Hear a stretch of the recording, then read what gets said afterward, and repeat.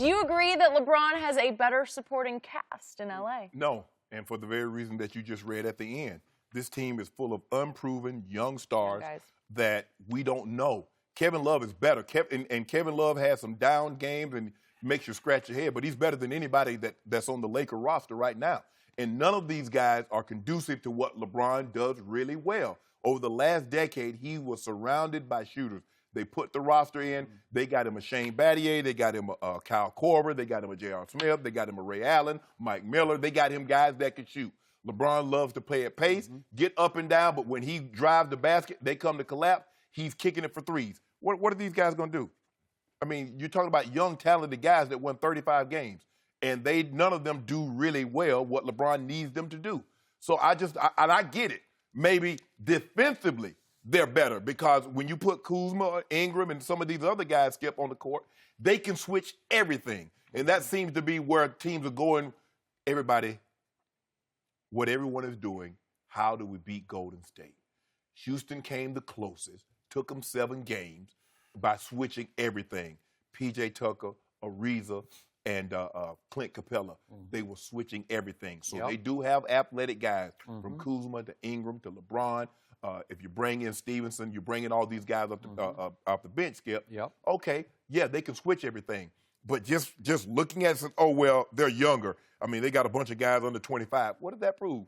Young, talented guys doesn't necessarily win you anything. These guys are going to have to come of age. Young, talented Steph, young, talented Clay and Draymond, they didn't win. It took them much longer. They were probably, 5-6 years into their careers before they started winning. So now we expect these guys, and I get it, 35 games. LeBron, I believe LeBron's worth anywhere between, 13 and 20 games himself. That's what I feel, because he's special. Okay, I'll buy that. Well, but even the guys the guys that they signed to back up, these are rotational guys. Lance Stevens, he's rotation. JaVale McGee, he's rotation. Michael Beasley, he's rotation. So if you look at it from top to bottom, you're like, yeah, they're more athletic than what he had at Cleveland, but necessarily better? How? You know why?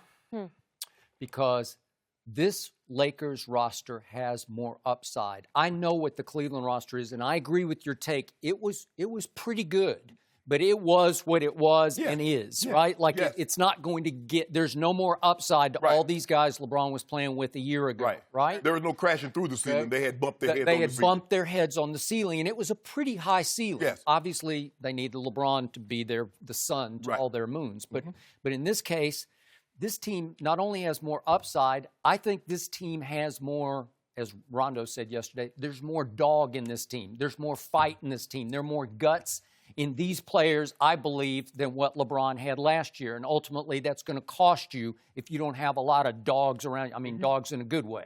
So to your point, Kevin Love's a 5-time All-Star, and he was the 5th overall pick. So that's a player. You know, that's a co-star. Not in LeBron's realm, but that's somebody you should be able to count on. And even in that game one, the game that should have been, Kevin Love was 21-13 in the game one of the finals last year at Oracle. And then I looked down, like J.R. Smith, he was the 18th overall pick, and he was the 6th man of the year. That's pretty good. I know he had the blunder at the end of the game, but you forget how good he could, and he could play defense, too, when he decides he could really play defense. George Hill last year, he'd started 434 games for the Spurs and the Pacers and the Jazz, and then he wound up with the Kings. But that's a credible NBA starter, so he's pretty good, and he's been there and done all that. And then Jeff Green was the 5th overall pick, and in recent as 2014, he averaged 17 a game for the Celtics. Tristan Thompson, they gave him his money because he can give you 12 and 9. He's just a relentless offensive rebounder. Well, he was the 4th overall pick. Okay, so we're saying we know what they are. Kyle Korver is the 6th best three-point shooter in the history of the league. Well, that's pretty good. He did make an All-Star team with Atlanta. Larry Nance, they just gave him a big new deal yesterday. 4 years, $45 million. Is he worth it? Yeah, he's pretty good. Big energy, off the bench, big athlete. And then the two guys you loved at the trade deadline were Jordan Clarkson, who can score in bunches when he gets it going. Now, could he do it on the big stage with LeBron? Not so much. And the other guy I loved, and you did at the first, was Rodney Hood, because he was on a career-high stretch. He was averaging 17 a game for Utah last year before they acquired him.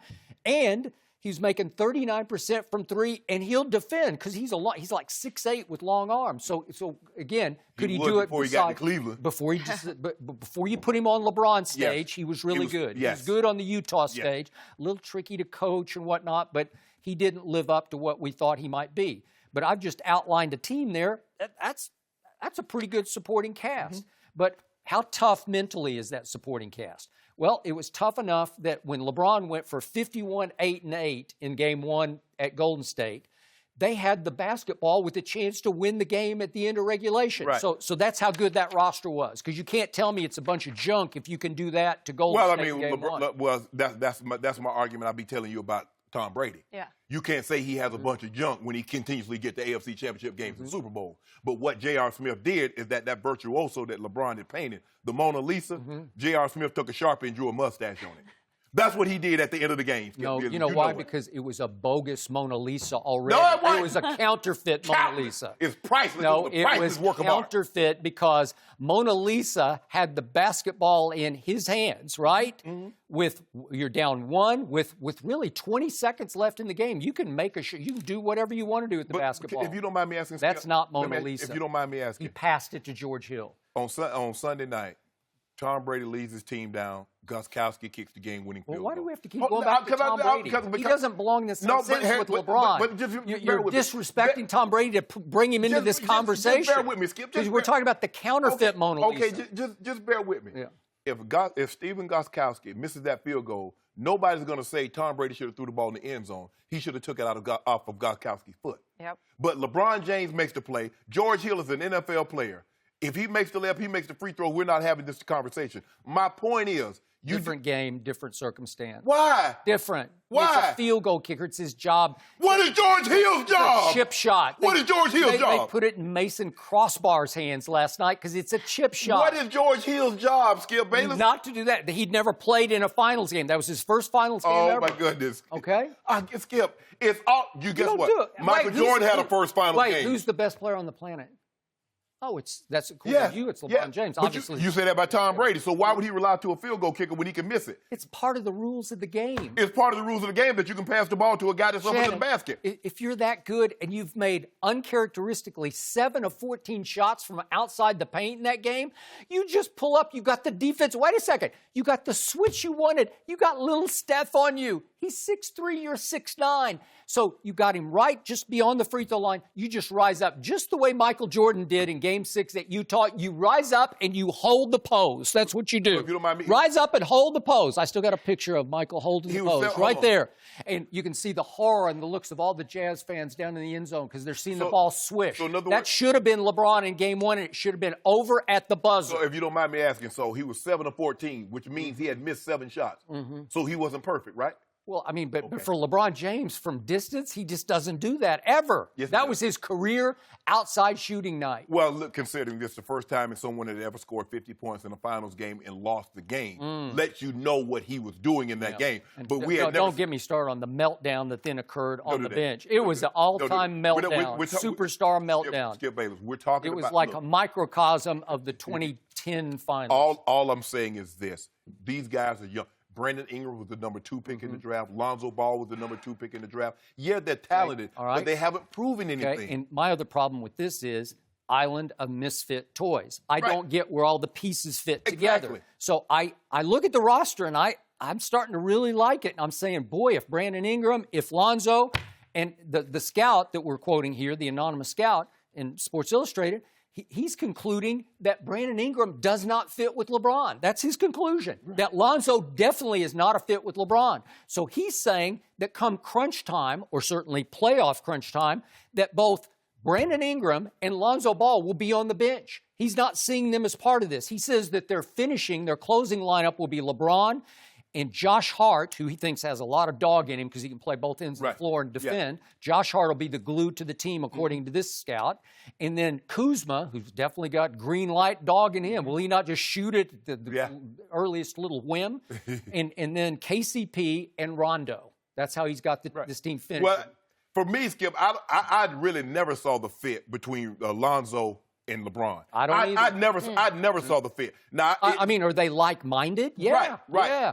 But we don't, I mean, there's a reason why the Lakers traded Norm Nixon because he was the exact size, shorter version of Magic Johnson. Now, he couldn't do all the things, but he was a true point guard. Yeah. Well, you don't need two true point guards. But Lonzo is the anti-Kyrie. Yes. Because Kyrie could play 2 or 1. Whatever you want, we'll just swap out. You do it, I'll do it. Right. Because if you put Kyrie over on the wing, you don't think he can score? Yeah, he can score. You can give Kyrie the ball, clear aside, and Kyrie can go to work. You give Lonzo the ball, Lonzo is looking to pass. He's not that one-on-one player that Kyrie is. And LeBron, what did LeBron have in Miami? D-Wade, you could clear the side, D-Wade could go get buckets. You can't do that with Lonzo. And that roster last year shot 37% from 3, which was 6th in the league, which is pretty good. There have been years that they've been 1 or 2 up there for LeBron. But they were second in made 3. Yeah, in made 3. So you got sharpshooters surrounding LeBron, starting with Kyle Korver. Right. And you got what now? Nothing. I don't They were second worst last year. Know. Can KCP maybe? But the scout again points out, is he that guy? He's never played in a playoff game before. Well, will he go Rodney Hood on you? Will he go Jordan Clarkson? Will he disappear? I don't know. And that's the thing, though, is that, guys, we've seen guys play really well, Skip, in regular season games. But when it comes down to playoffs, when there's a finite period here, if we don't get, there's no tomorrow, no tomorrow, Skip, where you're like, okay, we just going to the next city. That's not how it works in the playoffs. There's going to be an end game for someone, and the pressure mounts, and you feel it. You're talking about it. I mean, when Rodney Hood was in Utah, like you said, he was averaging a career high. Nobody was talking about Utah. No. But now... I mean, they were a factor. Right. Everybody said, they're kind of a surprise team. But nobody was talking about Rodney Hood. But now you go, and you're supposed to be the missing piece to help LeBron get over the hump. I mean, you and Chris Broussard threw a parade Man, that day. I was happy for him. I know. And then Jordan... Well, look, we know Jordan Clarkson. He's instant buckets. He is. But he's not guarding a parked car with a Uzi. He would not. And that team last year ranked 26th in points allowed in Cleveland. So could this team be a little better defensively? Maybe a little. I'm not even sure about that. Well, I'll tell you what. If you rank 26th in the West, you're going to be giving up about 130 a game. You would be. Because they'll run you out of the building. Because everybody, with the exception of Utah, as they pointed out, Skip, everybody's looking to get up and down. They are. Everybody. And in the preseason games, I saw little to no defense, but I saw push it and shoot it. Oh, yeah. Woof. So... it might be one of those Denver Nuggets or Detroit Pistons, 185, 181. Okay. I don't know if they can get to those numbers, Skip, but it's going to be... But his conclusion is playoff time, it's going to be Rondo and Beasley and JaVale and Lane. Beasley? Beasley is a proven scorer. Yes! But Skip, at some point in time, you got to stop somebody. Okay. Well, I'm just saying, I'm not talking about defense. I'm just talking about who will LeBron want to count on when it's money time, when his push comes to shove. Yeah. All those vets, that's who he's going to count on. Well,